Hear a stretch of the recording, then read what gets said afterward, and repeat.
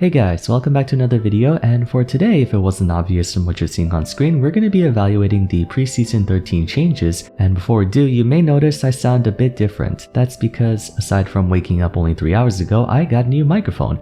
And I think it sounds a bit better than my old one, but I'm still working out the kinks. I just upgraded to a Shure SM7B like everyone else does, but I hope it does sound better.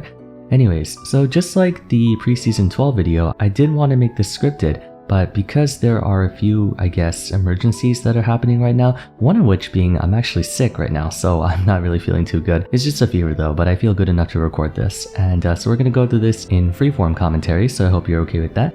There are three critical components to Preseason 13, or three focal points. There's going to be changes to the jungle, which is every season at this point. They just simply can't get the jungle right no matter how much they try. Either that or the jungle is the easiest thing to change without completely screwing over the dynamic landscape of League of Legends. Because if you change, let's say, the size of top lane or whatever, it can cause trouble because it's a symmetrical and reflected version of, the blue and red side. Anyways, the second changes are going to be towards communications, which is going to be my favorite part to talk about. And the third one will be, of course, items. One of which being "You're as beautiful as the day I lost you" subject, which I'm excited to talk about. Let's go through one of them at a time, and I do want to give my thoughts on them in as concise of a pace as possible. I hope I don't ramble on too much.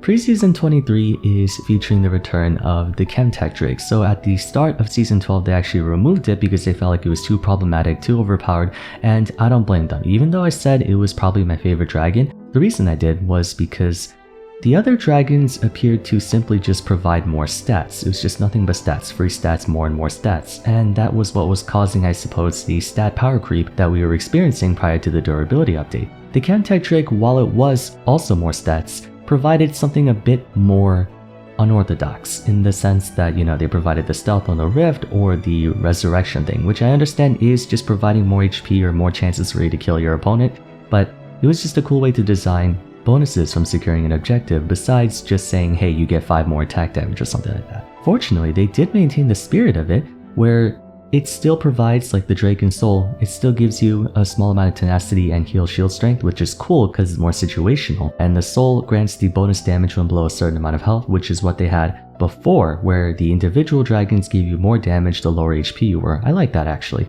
As for the Rift, they followed the notion, or I suppose the theme, of Chemtech being a chemical mutation of organic elements. So what they decided to do is change the plants around, which is very interesting. Blast cones will now blast in range twice as far as before, which I'm not sure actually matters too much, considering it already gets you over the walls where it wants to get you over the walls, but who knows, maybe you can blast cone beyond the tri-brush. If you remember the tri-brush in the blue side jungle on top and bot side respectively, you can maybe hop over the entire wall for more surprise ganks, although by the time we're at the Chemtech Rift, I don't think laning phase is going to continue, but we'll see.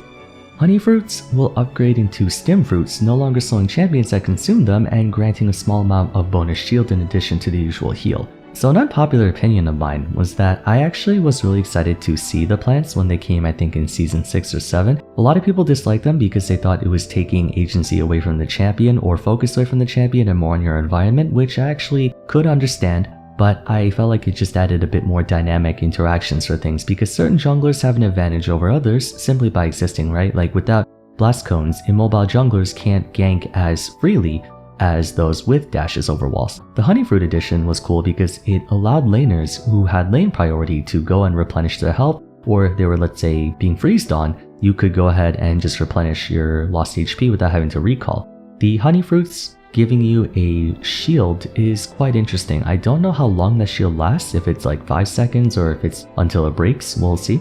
As for the Scryer Bloom, it upgrades into the Stalker's Bloom. When you hit new plants, you'll now reveal a small circular area around the plant, so I guess it has an AoE vision, sort of like an Oracle's I'm guessing, or like the initial wave of vision you get from a Vars site, and then of course the usual cone of vision it provides afterwards. But it does grant bonus movement speed towards revealed enemy champions, and it reduces wards to 1 health. That's actually funny because I like how they're altering the rift with the Chemtech Drake now. It's still presenting more situational benefits instead of everyone just getting more stats, or I guess in their original case, the stealth area, which was pretty broken because it buffed a lot of champions and then it nerfed Rengar. I don't know if it nerfed anyone else, probably anyone who needed brushes, but you get the idea. This is a cool change because it adds more macro opportunities in the game for ganking, rotating, sustain, vision control and whatnot. It'll be super important, and I can't really say anything else about it. I think it's really cool. Now this part is a bit more questionable. So they're apparently adding companions for junglers to purchase. I don't know if it's just a jungler or if anyone can buy this. Whenever you clear monster camps, they get stronger, kind of like a stacking mechanic if you remember the original State of Devour. And after a certain point, they evolve and give bonus stats or bonus properties. Now I don't know if those properties extend from the pets themselves or if they just simply empower your auto attacks or abilities, but the fire one gives you slows and bonus damage, the green one gives you a shield based on your health and bonus slow resist and tenacity when broken, and the blue one gives you more movement speed. My question is this supposed to be replacing your smite? Because it says avatar smites. So is this going to replace the ember knife and the whatever the slowing one is? Or is this simply another add-on like an enchantment for warrior, Cinderhulk, runic echoes, and blood razor like they did before? Whichever one it is, I'm really not sure because I don't think they provided any more details other than these things follow you around. For example, will this occupy an item slot even after the pet evolves? If it doesn't, that implies junglers have access to what I would only describe as 7 items, and that seems really concerning if only junglers can buy them. There's no indication that we laners can't buy them, but if that's the case, then I don't know, maybe I'm not sure to what extent the bonuses actually are. Like if the slow and bonus damage is very minuscule, like a 10% slow, but even a 10% slow matters a lot. Or if the bonus damage is the equivalent of a tick of red buff, that still can add up over the course of however many millions or billions of games that are played in a year. So my hope is that as time goes on and they release more information, this isn't just a free buff to certain champions by giving them more stats and properties and not providing that opportunity to everyone else. Next thing they're doing is making the leash range indicator more conspicuous. Some junglers may not know just how far you're allowed to string a monster along. You know how like when you start aggroing a jungle camp, it follows you up to a certain point and then after that it runs out of patience and it goes back to its starting position. They're making it so now you can see them. In exchange, they're lowering the leash range. So I believe now champions like Fiddlesticks can't get both the wolves and the blue buff at the same time, or Shaco can't aggro one or the other without losing patience in that regard. This will set a precedent for the rest of the video in where they're making the game more accessible to new players, and I do want to touch on a discussion topic regarding that, so we'll get there when we get there. The next thing they're doing is adding recommended jungle paths. Like I believe this is what this screenshot is about. You get, your starting camp, then after that your second camp, your third camp, fourth, fifth, and sixth. It may not always be the correct one, just like how, for example, with the circumstances or the changes in the condition of your lanes, but it still provides some semblance of early game, like what are you supposed to do as a jungler, because League of Legends has the worst beginner experience out of any game, period. And when you're talking about the jungle, which is such an open-ended part of the game, it's understandable as to why people need more assistance in this regard. Historically, to help out with that, people have been downloading softwares like Portalfester, FaceCheck, U.GG, just like those kinds of softwares that give you recommendations on builds, jungle path, clear timers and stuff like that.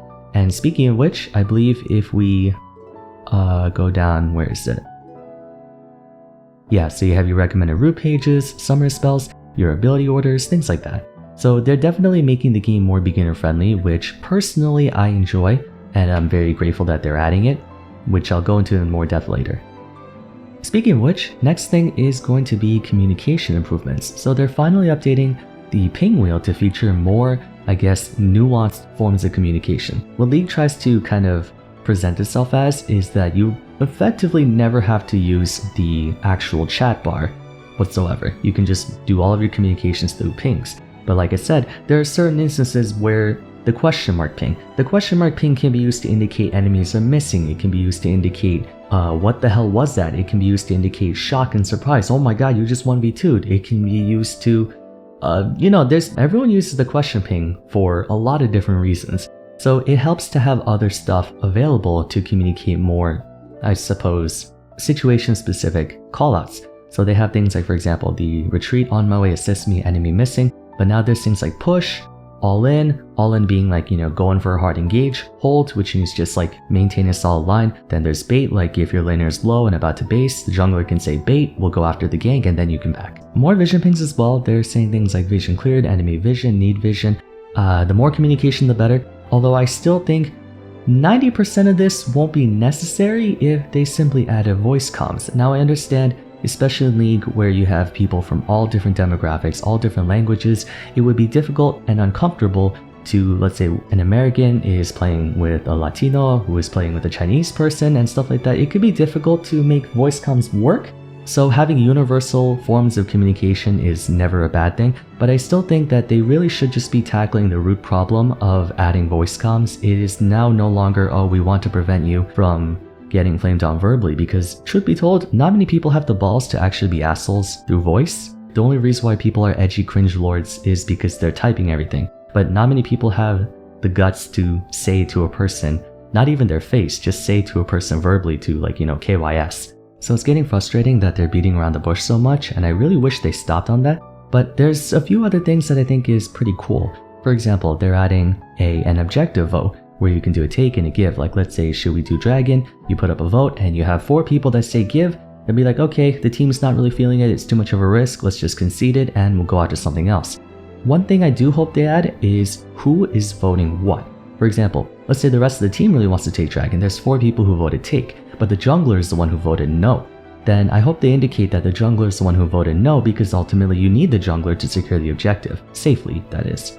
A few more things. They're adding things like off-screen pings. I believe they're referring more to, what is it called? Oh, that's actually a really cool change. You can still see pings even if they're happening somewhere far on the map. So usually the only way you can see global pings is if you look at your minimap, which people should. But it also tells you the direction. Like for example, if there's danger incoming, you can see it at 2 o'clock on your screen. So something dangerous is going to happen, or there's incoming threat from that direction, so you can retreat in a different direction. That's a very good quality of life change, and I'm glad they're doing that.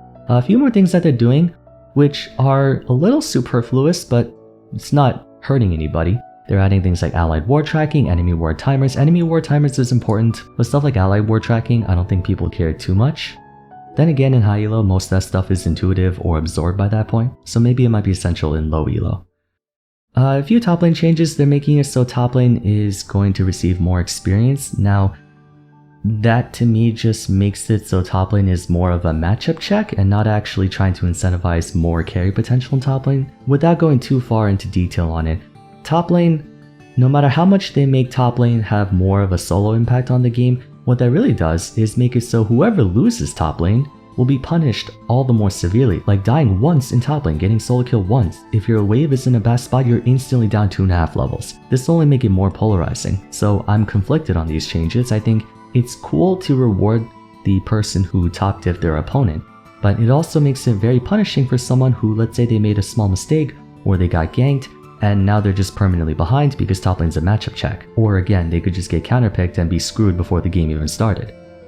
And now the final changes, the new and updated items. They're adding more items, they're removing items I think, or I don't think they're removing items, they're just adding items and changing it.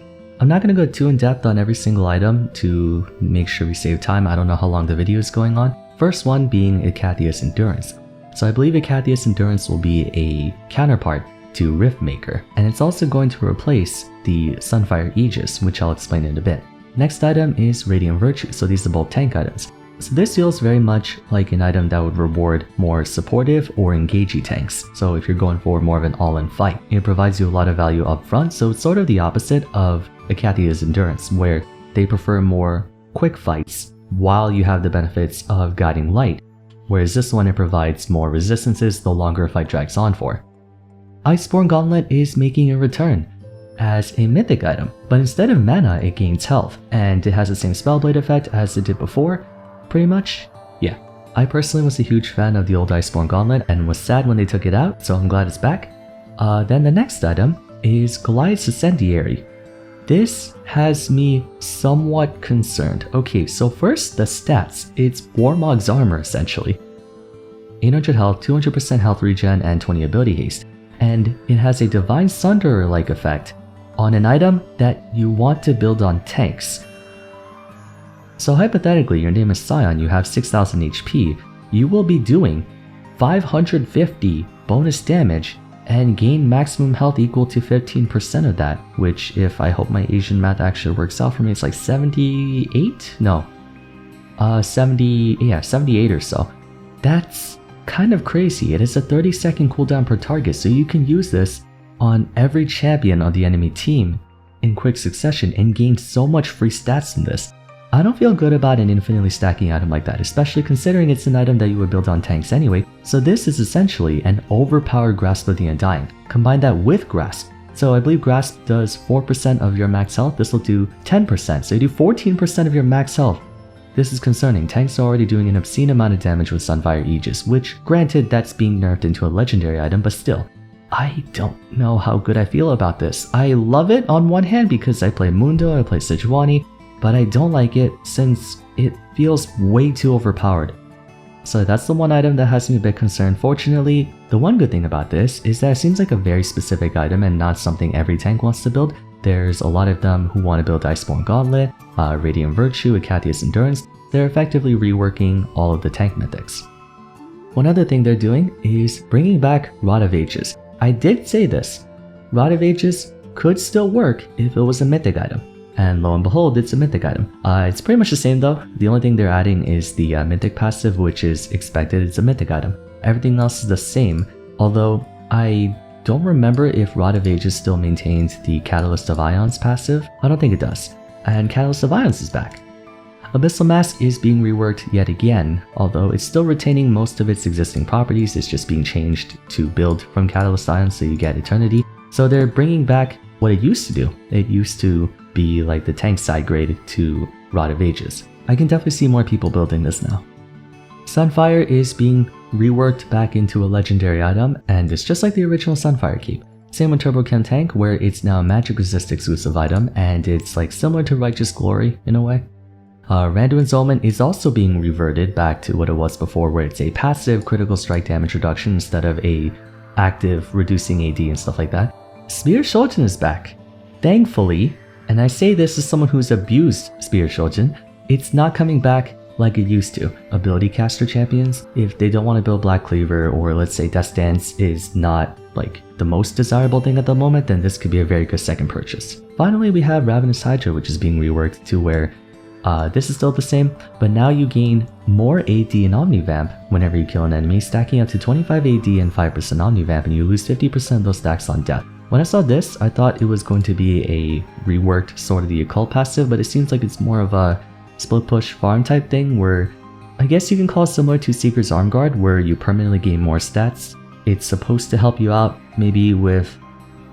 I actually don't know, because at full stacks you get 90 attack damage, 20 ability haste, and 14% Omnivamp, so it's a very stat efficient item at max stacks, but you lose 50 of those on death. So is it supposed to be a snowballing item? I'm not sure. Although to remove the abusability of the AoE splash attack, it only affects every 10 seconds. I feel like the Hydra items, or more specifically Ravenous Hydra, the reason why it's always been worse than Titanic Hydra even after the change to Omnivamp and ability haste is because you really don't get that much value out of the Cleave passive anymore. People enjoyed Hydra because you got to build Tiamat, and Tiamat pre-mythic items was one of the best items in the game for early game power spikes. It allowed for AoE clear and an auto attack reset. Now, because it's a passive component and it doesn't give you that auto attack reset, there's not much of an incentive to build Hydra anymore. There's still some characters who really rely on it for the AoE damage, like sometimes Ezreal, there's Corki, Camille, Fiora, just because they need that wave clear. But for the most part, this is definitely one of those items that I think just needs a rework overall in function. In terms of items, I'm always a sucker for new items. I love how it changes a lot of the game's dynamic. I was a big fan of the mythic item rework just because it shook up so many things at once. Every champion builds items, we got to try different builds. There are some champions who get buffed by it, some who get nerfed. The communication thing, which is the last thing I want to talk about. The dragon and jungle changes are interesting but also quite concerning because they're very ambitious changes. It's adding a permanent new system to the game, and I don't know how they're going to go about balancing it, but if they add that much agency to junglers, we might have another jungle meta 2.0, and I don't like that. But the final thing I want to talk about was the whole communication and the recommended stuff. There has been a lot of discourse, especially on Twitter and Reddit, about how Riot adding these things is making the game so brain dead for players. And my response to that is, what are you talking about? This doesn't make the game suddenly brain dead. You're not going to see, I guess, players who don't even know what jungle timers are in Master Tier. That doesn't make it easier for them to climb. If anything, all they're really doing is taking what players have already been doing with third-party softwares like Porofessor, UGG, etc., and including it in the base game, stuff like recommended room pages and summoner spells. Everyone goes on MobileFire or op.gg to search up builds anyway, so what's the harm in doing this? If anything, it just sounds like gatekeeping. It's like, oh, back in my day we didn't have these, so you shouldn't have it either. I'm like, no, League of Legends is the most beginner-unfriendly game, period. Like, out of every game I've ever seen. They have a tutorial system that doesn't even teach you what the game is about. There are so many micro things you have to understand, and concepts, nuances, strategies, macro, champion knowledge, what have you, that expecting players to just pick it up easily in an environment where you're incessantly, repeatedly being flamed on, it makes absolutely no sense why they shouldn't add this. They should. I do agree that they do really need to add voice comms because it makes things so much more simple for us, but stuff like expanding the ping window or voting on drakes and stuff like that, that just makes it more easy for players, or more accessible for players, to get more comfortable with the game, especially if they don't have a friend who can teach them all this stuff. So I never really understood the narrative of people going like, oh, this change is dumbing the game. League of Legends is a hard game to understand for beginners. I guarantee you, most of the people who are in Challenger or Master or Grandmaster or Diamond, the only reason why we're here is because someone taught us the game. For me, when I started in early 2015, I had a friend teach me how to play the game. He was like gold or whatever. But he taught me stuff like, oh, you know, what does this champion do? What does that champion do? What does this item do? How to jungle? And stuff like that. He got me started. And I thought to myself, if I didn't have that friend, I would never have learned the game because the game doesn't teach you anything. So there you have it. It turns out I ended up going long anyway, but I don't know. Lately you may have noticed there's a lot more freeform content on this channel. It used to be all scripted content, but now you're seeing a few more live commentary things. And while I still want to make sure the bulk of my content is scripted content, and I suppose well produced, the one thing I do enjoy about freeform content is that sometimes it allows me to just speak my mind. When I'm writing stuff, I try to make it as polished, as quote-unquote professional as possible. I might slide in a joke or a meme or a gag here and there, but when I'm talking